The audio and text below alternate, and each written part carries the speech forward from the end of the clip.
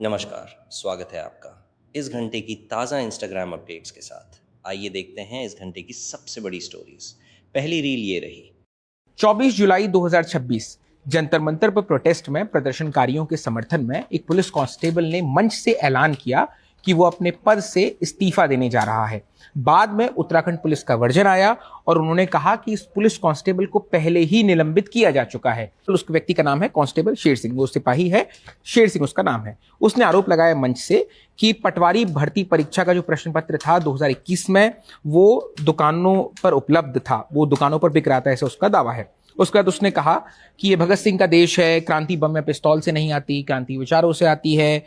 और उसके बाद उसने अपना जो बैच था, जो यहाँ लगता है स्टार लगते हैं, और जो भी मान लीजिए पट्टी भी रहती है अगर सिपाही है तो वो उसने उतार करके अभिजीत दीप के जो सीजेपी के कॉकरोच जनता पार्टी के फाउंडर हैं उनको उसके हाथ में रख दिया। इसके बाद वीडियो वायरल हो गया सोशल मीडिया के दौर में। इसके बाद उत्तराखंड पुलिस की जो पुलिस महानिरीक्षक हैं, आईजी हैं निवेदिता कुकरेती, उनका बयान आया, उनका एक वीडियो सामने आया। उसमें उन्होंने कहा कि ये जो कांस्टेबल है शेर सिंह, ये पिथौरागढ़ में 20 जुलाई को इसको निलंबित कर दिया गया था क्योंकि 28 जून से ही ये बिना सूचना के ड्यूटी से अनुपस्थित था, मतलब ड्यूटी पर नहीं आ रहा था और इस बारे में इसने कोई सूचना भी नहीं दी थी। पिथौरागढ़ के जो पुलिस अधीक्षक हैं, जो एसपी हैं, सुपरिटेंडेंट ऑफ पुलिस, उन्होंने इससे स्पष्टीकरण मांगा था, लेकिन जवाब न मिलने पर निलंबित करने की कार्रवाई की गई थी। यानी कि उत्तराखंड पुलिस ने कहा कि जिस व्यक्ति ने दावा किया है कि वो अपना इस्तीफा देने जा रहा है मंच से, वो पहले से ही निलंबित था। इसके बाद कुकरेती ने यह भी बताया कि जो हरिद्वार में उनके खिलाफ, यानी कि जो व्यक्ति है शेर सिंह, उसके खिलाफ एफआईआर दर्ज की गई थी, जिसके तहत उसमें जमीन पर कथित अवैध कब्जे के मामले और उसका एक साथी है गैंगस्टर प्रवीण वाल्मीकि, उसके द्वारा अपराध में संलिप्तता थी। ये लोग गरीब लोगों की जमीन हड़पा करते थे, ऐसा निवेदिता कुकरेती ने कहा। इसके बाद 15 सितंबर को उसे गिरफ्तार कर जेल भेज दिया गया था। कई महीने जेल में रहने के बाद उसे जमानत मिली थी। सेवा से बर्खास्त की प्रक्रिया पहले ही चल रही थी। तो जिस सिपाही ने मंच से दावा किया कि वो अपनी नौकरी से इस्तीफा देने जा रहा है, शाम होते होते पुलिस ने उसे एक स्टंट बताया इस पूरे कदम को।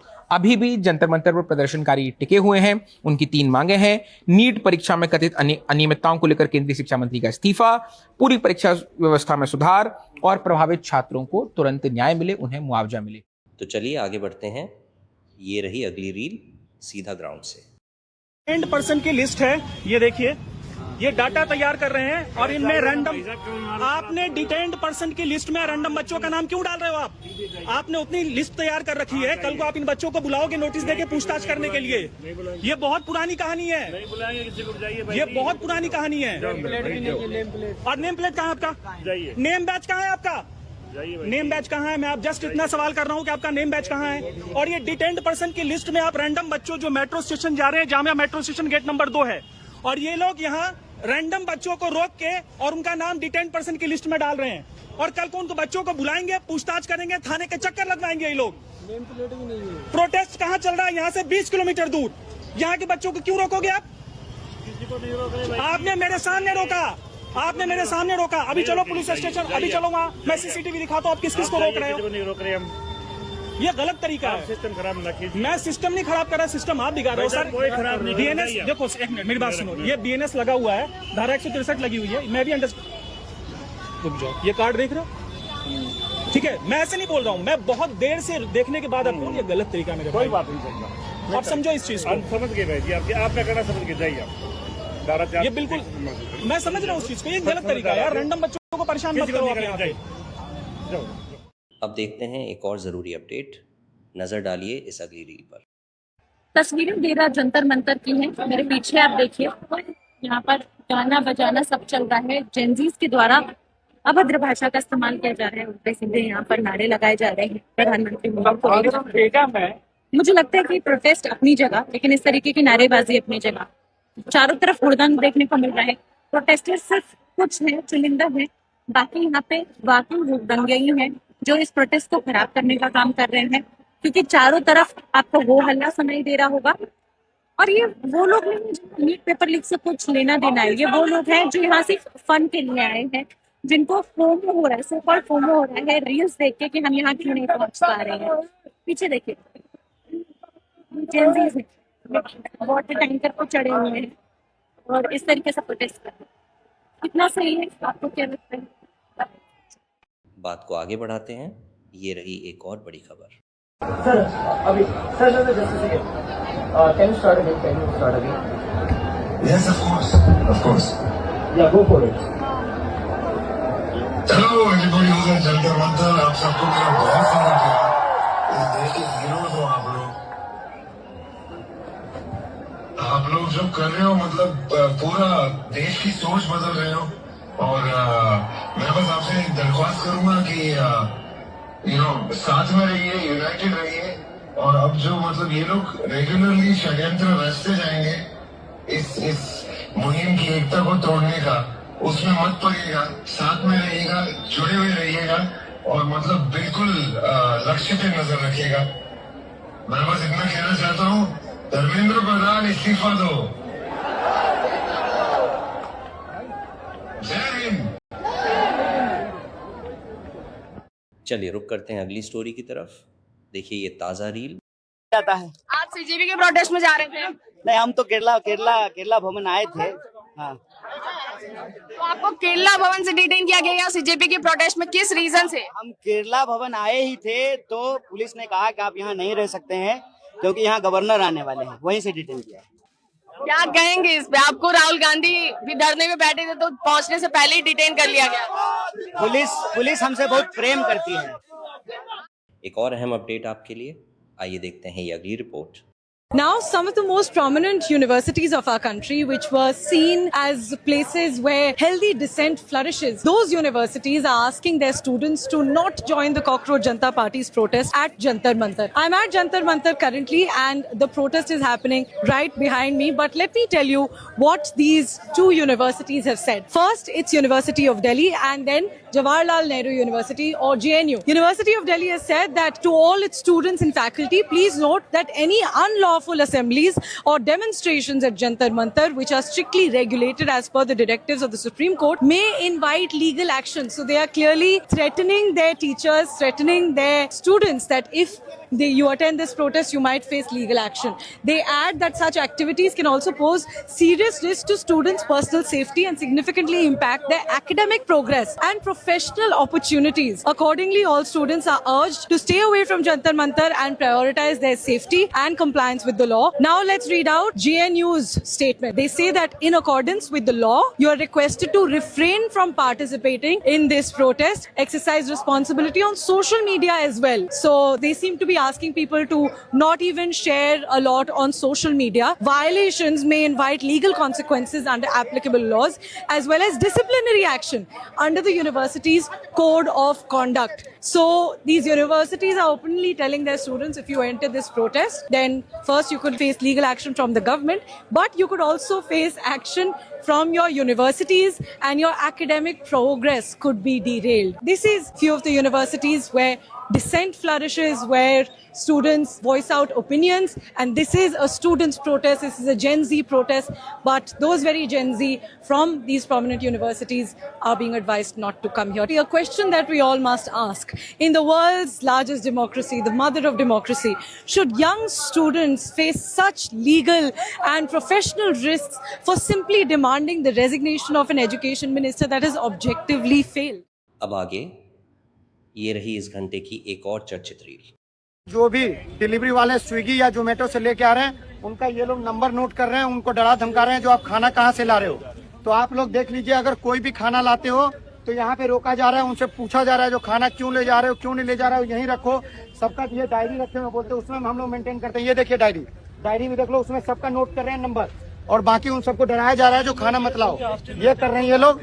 तो जो भी यहाँ के डीसीपी हैं, एसीपी हैं, सब लोग देख लें, जो स्टूडेंट के आवाज उठाने के लिए अगर उनको कोई हेल्प कर रहा है तो किस तरीके से ये लोग अत्याचार कर रहे हैं, आप लोग देख लीजिए। चलिए बढ़ते हैं एक और खबर की ओर, सीधा ग्राउंड से।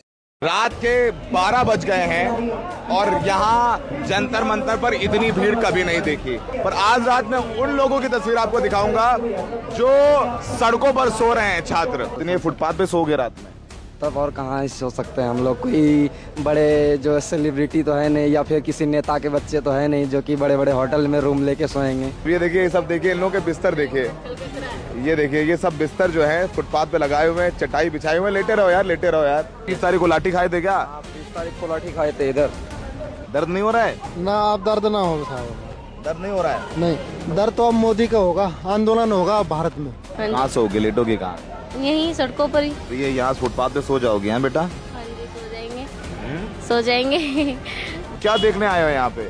मैं जंतर मंतर दिख रहा है, मैं पहली बार आया हूँ यहाँ पर। पहली बार आए हो? इनका इस्तीफा लेने आए, इन दोनों को, तीनों का ना, ये जो घूम रहे हैं गैंग बना के, 3 बंदर हैं ये गांधी जी के, ना इनको दिखता, ना ये बोलते, ना इनको सुनता। आप कहाँ? मैं नहीं आऊंगा तो इस्तीफा कैसे होगा? अच्छा, क्या नाम है आपका? इस्तीफा तो मैं ही दिला के जाऊंगा। क्या नाम है आपका? मेरा नाम निजामुद्दीन मलिक है, जहाँ हट जाऊँ और ही जाऊँ। लाठी खा ली छात्रों ने, ठीक है, इतने दिन भूखे रहे, पैर तोड़वा लिया, हाथ तोड़वा लिया, इतना सब लोग मारे गए ना कि उनको देख के और लोगों का भी डर खत्म हो गया। रात भर यहाँ बैठी, यहाँ सेफ महसूस करती हैं रात में? बिल्कुल, बहुत ज्यादा सेफ महसूस करती हूँ। हालांकि इतने तो मंदिर में भी सेफ महसूस नहीं करती जितना यहाँ कर रही हूँ। मैंने गलती की है, उसकी माफी मांगने आई हूँ। Sorry, I voted for एनआरकी। आपने बीजेपी को वोट दिया था 2014 एंड 2019। और जेब में कितने पैसे हैं?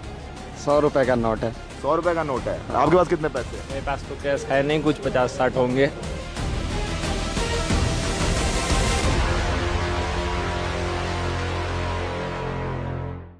देखते रहिए हमारे साथ, ये रही अगली इंस्टा स्टोरी, बिल्कुल ताज़ा।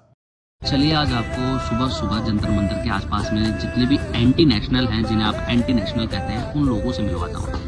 मेरे पीछे देख रहे होंगे, ये सारे के सारे वो एंटी नेशनल हैं जिनको चिंता है इस देश के भविष्य की, जिनको चिंता है अपने भविष्य की, जिनको चिंता है अपने भारत के एजुकेशन सिस्टम को ठीक करने की। ये वो एंटी नेशनल हैं जिन्हें आप देश विरोधी बोल रहे हैं, और सुबह सुबह के ये नज़ारे आपको देखने को मिलते रहते होंगे। और ये ऐसी बात नहीं, ये एक जगह का नज़ारा है। आप मेरे इस साइड भी देखोगे तो उधर भी आपको काफ़ी भीड़ फुटपाथ पे ही सोती हुई दिखेगी। इनको क्या जरूरत आ रही है, मुझे ये नहीं समझ में आ रहा। सुबह सुबह आखिर क्यों पड़े हैं ये लोग, और 1.5 महीना हो चुका है, 1 महीना हो चुका है, ये लोग आखिर क्यों पड़े हैं? क्या जरूरत आ रही है? क्या इनके पास में घर नहीं है? क्या ये लोग अपने घर नहीं जा सकते, एड्रेस भूल चुके हैं, पागल हो चुके हैं? नहीं, ये एजुकेशन सिस्टम को बदलने के लिए विचार कर रहे हैं, जुट रहे हैं। सामने आपको ये नज़ारे भी देखने को मिलेंगे, लेकिन फिर भी ये फुटपाथ पे पड़े हुए हैं 1.5 महीने से ये लोग ऐसे ही। और जो भी सीपी का एरिया है या फिर जंतर मंतर के आसपास का जो एरिया है, उस पर आपको ऐसे बहुत सारे विद्यार्थी हैं जो सड़कों पर सोते हुए पाए मिलेंगे आपको। अब विचार आपको करना है कि ये राष्ट्र विरोधी है या फिर राष्ट्र प्रेमी है, जो शिक्षा व्यवस्था को बदलाव के लिए लड़ रहे हैं और अपने हकों के लिए और भारत के भविष्य के लिए लड़ रहे हैं। वो लोग कौन हो सकते हैं? विचार आपका है। तो चलिए आगे बढ़ते हैं, ये रही अगली रील सीधा ग्राउंड से। पहले ये वीडियो देखिए, कौन लोग हैं ये जो जंतर मंतर के प्रोटेस्ट में माहौल खराब कर रहे हैं। मोदी और घर घर मोदी, और मोदी रहेगा हमेशा, इसलिए तुम बचे हुए हो।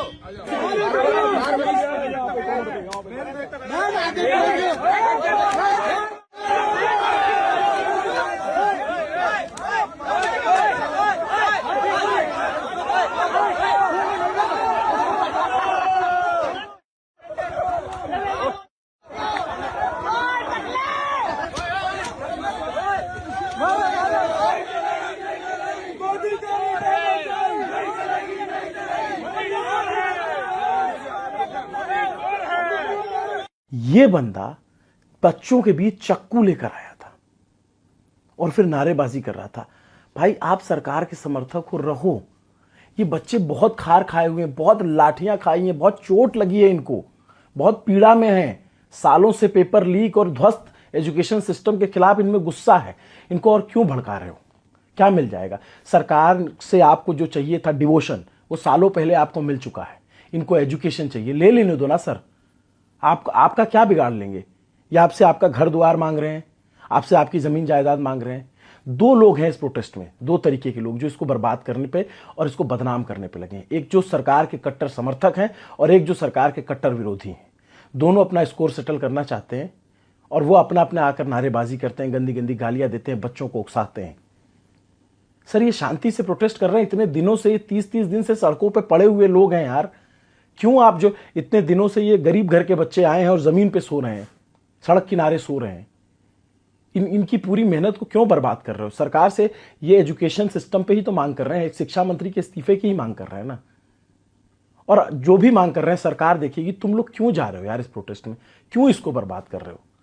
हजारों लाखों बच्चों की मेहनत को क्या मिल जाएगा इससे? तुम्हारी आने वाली पीढ़ी इससे सही हो जाएगी। वो अपने लिए नहीं, आने वाली पीढ़ियों के लिए लड़ रहे हैं। प्लीज बख्श दो इन बच्चों को। बच्चों के बीच चाकू लेके जा रहे हो यार, क्या करना चाहते हो? मारना चाहते हो बच्चों को? बच्चों ने पकड़ा, पीटा और पुलिस के हवाले कर दिया। अब देखते हैं एक और ज़रूरी अपडेट।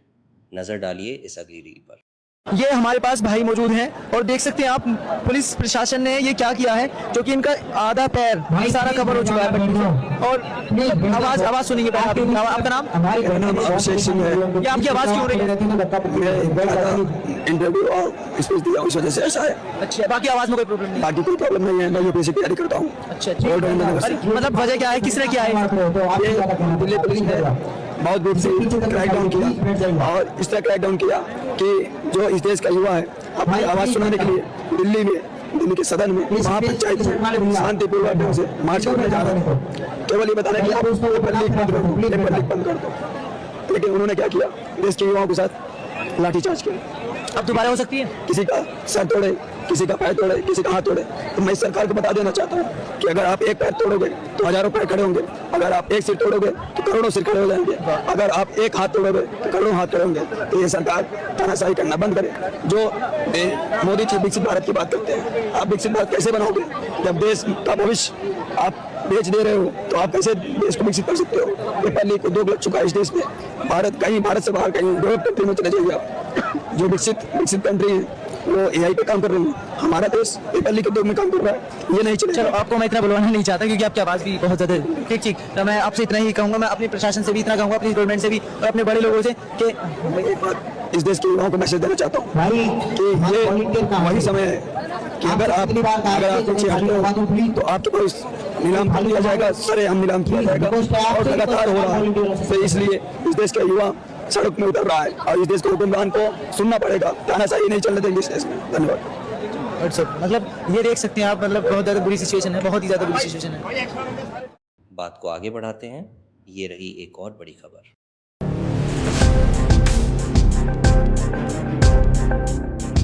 क्या जंतर मंतर प्रोटेस्ट में बिना लोगों की इजाजत उनकी पर्सनल डिटेल्स रिकॉर्ड की जा रही हैं? क्या उनके निजता के अधिकार का उल्लंघन हो रहा है?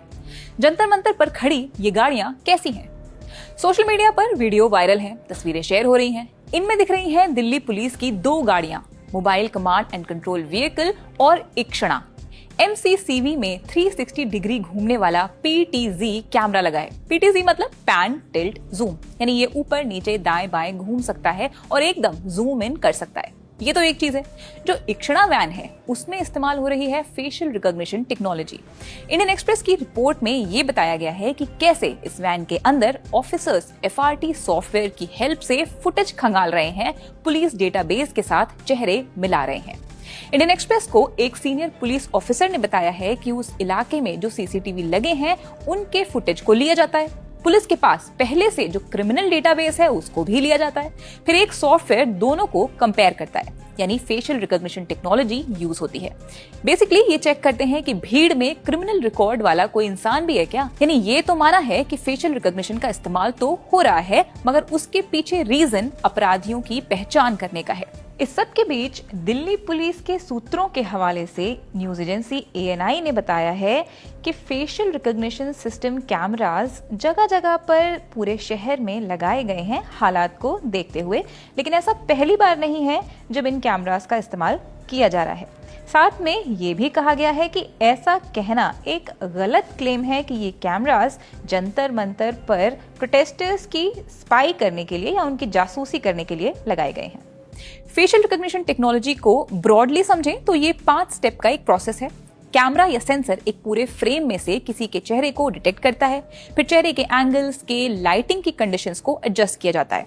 ये आर्टिफिशियल इंटेलिजेंस इनेबल्ड हो तो AI एल्गोरिदम चेहरे की बेसिक बनावट जैसे आंखों के बीच का डिस्टेंस, नाक का शेप, जॉ लाइन वगैरह को मैप करता है और एक यूनिक कोड में कन्वर्ट कर देता है। जो डेटाबेस ऑलरेडी प्रेजेंट होता है, जैसे यहाँ इस केस में क्रिमिनल डेटाबेस की बात कही जा रही है, उसके साथ इस कोड में मैच किया जाता है। इस तरह आइडेंटिफिकेशन पूरा हो जाता है। इंडियन एक्सप्रेस को ही एक और सीनियर पुलिस ऑफिसर ने यह बताया है कि प्रोटेस्ट का जो डेटा रिकॉर्ड किया जा रहा है वो आगे पुलिस के काम आ सकता है। इस ऑफिसर के अकॉर्डिंग अगर प्रोटेस्ट के दौरान कभी कुछ दाएं बाएं होता है तो हो सकता है कि अभी या 3 महीने बाद जांच की नौबत आने लगे।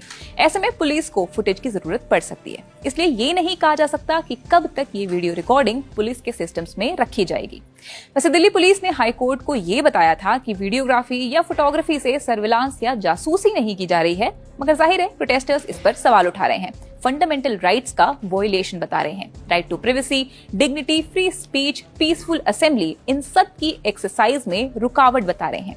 उनके कंसेंट के बिना उनकी जानकारी को इकट्ठा करके रखना कितना सही है, ये पूछ रहे हैं। ये सवाल इसलिए है क्योंकि फेशियल रिकॉग्निशन टेक्नोलॉजी ऐसी है कि सिर्फ चेहरा डिटेक्ट करके किसी के बारे में वो सारी जानकारी एक्सेस की जा सकती है जो डेटाबेस में हो। सोशल मीडिया पर जो पोस्ट शेयर किए जा रहे हैं उनमें दावा भी ये है कि आधार के साथ जो पर्सनल डेटा लिंक्ड है वो यहाँ आसानी से एक्सेस हो सकता है, इसलिए ये निगरानी क्वेश्चनेबल है। वैसे इन विजुअल्स में ये साफ नहीं है कि आधार का इस्तेमाल हो भी रहा है या नहीं। दूसरी चीज है टेक्नोलॉजी की एक्यूरेसी। इसकी वजह से कई बार गलत आइडेंटिफिकेशन हो जाती है। 2018 में अमेरिकन सिविल लिबर्टीज यूनियन ने अमेज़न की एफआरटी के बारे में बताया था कि उसने कांग्रेस यानी वहां की संसद के 28 मेंबर्स को मिस आइडेंटिफाई किया था, ये बोलकर कि उन्हें किसी क्राइम के लिए अरेस्ट किया जा चुका है। यहाँ डिस्टर्बिंग बात ये थी कि 28 में से ज्यादातर लोग पीपल ऑफ कलर थे, यानी रंग भेद का इशारा मिला था। यानी इसका इस्तेमाल बहुत केयर के साथ करना जरूरी होता है। इंडिया में digital personal data protection act 2023 के अंदर एफआरटी को रेगुलेट करते हैं और इसके अंदर अथॉरिटीज को, दिल्ली पुलिस को काफी छूट मिली हुई है। फिलहाल इस रिपोर्ट में इतना ही। नीट पेपर लीक, उस पर प्रोटेस्ट, राजनीतिक गहमा गहमी, हर चीज पर लगातार हमारी नजर बनी हुई है। मैं हूं शताक्षी अस्थाना और तमाम अपडेट्स के लिए आप देखते रहिए द ललन टॉक।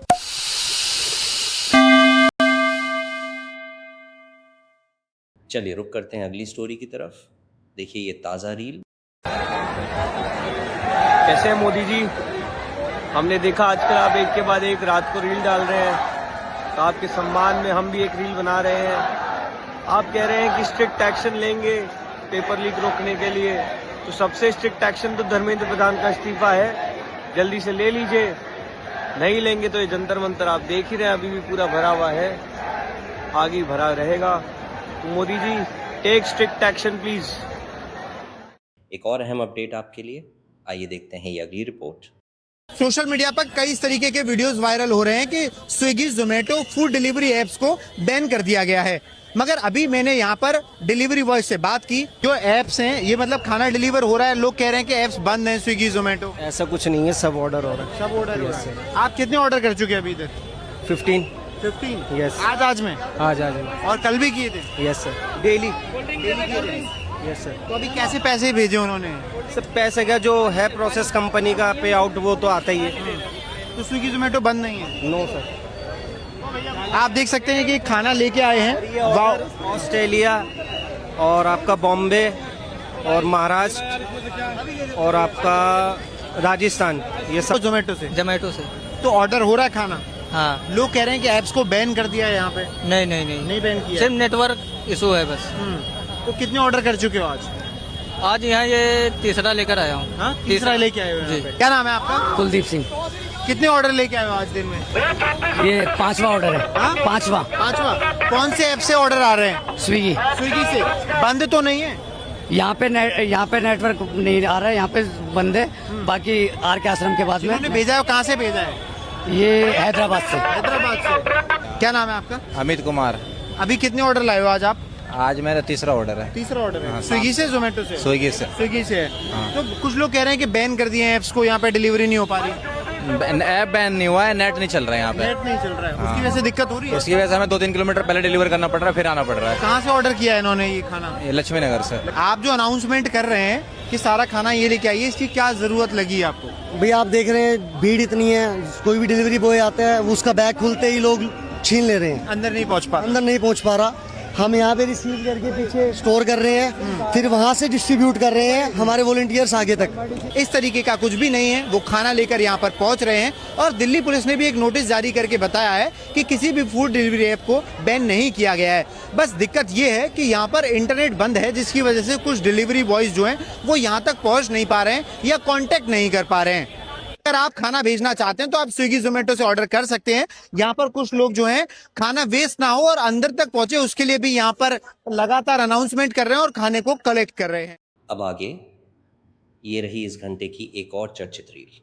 आप 2 साल की बच्ची को लेकर आ गई यहाँ, आपका जज्बा है साहब? क्या पता है हमारे प्रधानमंत्री जी को, अच्छी बात बोलिए। छोटे से बच्चे को देखो तरस आ जाए, उनके सीने में थोड़ा बहुत दिल होगा तो बच्चे ही की मासूम चेहरा देख के उनके सीने में थोड़ा दिल होगा तो तरस खाएंगे। पता है इस माँ को, पता है अगले आने वाले वक्त में इस बच्ची का भी एक मुस्तकबिल है, इसका फ्यूचर है, जिसके लिए आज ये आवाज उठा रहे हैं, ये लाठियां खा रहे हैं। तो आज इसीलिए ये अपने 2 साल की बच्ची को लेकर यहाँ आ गई। देखिए अभी मैं यहाँ से गुजर रहा था, मैंने सोचा जाऊं पहले आपको दिखा दूं कितनी फोर्स है, क्या इन लोगों ने फिर से इंतजाम कर रखे हैं इन छात्रों पर जुल्म और बर्बरता के। तो यहीं रास्ते में चलते हुए मुझे एक साहब मिल गए, उनके साथ उनकी वाइफ भी हैं और ये उनकी छोटी सी बच्ची भी है। क्या उम्र होगी इस बच्ची की? 2 साल की है। ये देखिए 2 साल की बच्ची है ये, इनको लेकर ये प्रदर्शन में आए हैं। क्या नाम हुआ आपका? मोहम्मद अकरम नाम। मोहम्मद अकरम। अकरम साहब, क्या इन लोगों की डिमांड है? क्या छात्र चाहते हैं? इतनी लाठियां खा रहे हैं, घसीटे जा रहे हैं, जेलों में भरा जा रहा है, इनको डिटेन किया जा रहा है, इनको जज्बा कम नहीं हो रहा है? छात्र यही चाहते हैं कि उनका जो इस्तीफा दिया जाए, धर्मेंद्र प्रधान का। जी, धर्मेंद्र प्रधान का इस्तीफा दिया जाए। लेकिन अब तो डिमांड बढ़ेगी, जैसे जैसे बड़ा आंदोलन बढ़ेगा तो ऐसे बढ़ेगी डिमांड। क्या लगता है आपको सरकार मानेगी? तो कोशिश तो पूरी है हमारी, जब पहले भी ऐसा हुआ है, पहले भी आंदोलन हुए हैं, जब सरकार को झुकना ही पड़ेगा जब लोग इकट्ठा होंगे, पब्लिक इकट्ठा होगी। एक बात बताइए, छोटी सी बच्ची को लेकर क्यों आप यहाँ आई हैं? आप देख रही हैं यहाँ कितनी गर्मी है, इतनी ज्यादा गर्मी है यहाँ, लोग छाछ बांट रहे हैं, पानी बांट रहे हैं, लोगों से यहाँ रुका नहीं जा रहा है, लेकिन फिर भी वो रुके हुए हैं। आप 2 साल की बच्ची को लेकर आ गई यहाँ, आपका जज्बा है साहब? क्या पता है हमारे प्रधानमंत्री जी को, अच्छी बात बोलिए। छोटे से बच्चे को देखो तरस आ जाए, उनके सीने में थोड़ा बहुत दिल होगा तो बच्चे ही की मासूम चेहरा देख के उनके सीने में थोड़ा दिल होगा तो तरस खाएंगे। और किसको आएगा तरस? प्रधानमंत्री जी को। प्रधानमंत्री जी को शायद तरस आ जाए छोटी सी बच्ची को देखकर, ये इनका कहना है। ये अपनी 2 साल की बच्ची को लेकर यहाँ दिल्ली के जंतर मंतर पर, साहब सड़ी गर्मी है, उमस है, पसीना टपक रहा है, लेकिन ये जज्बा देख रहे हैं आप? कहाँ इसकी मिसाल मिलेगी, कहाँ मिलेगी बताइए मुझे आप? ये जज्बा 2 साल की बच्ची है, गर्मी में परेशान है, लेकिन इन छात्रों के लिए, क्योंकि पता है इस माँ को, पता है अगले आने वाले वक्त में इस बच्ची का भी एक मुस्तकबिल है, इसका फ्यूचर है, जिसके लिए आज ये आवाज उठा रहे हैं, ये लाठियां खा रहे हैं। तो आज इसीलिए ये अपने 2 साल की बच्ची को लेकर यहाँ आ गई।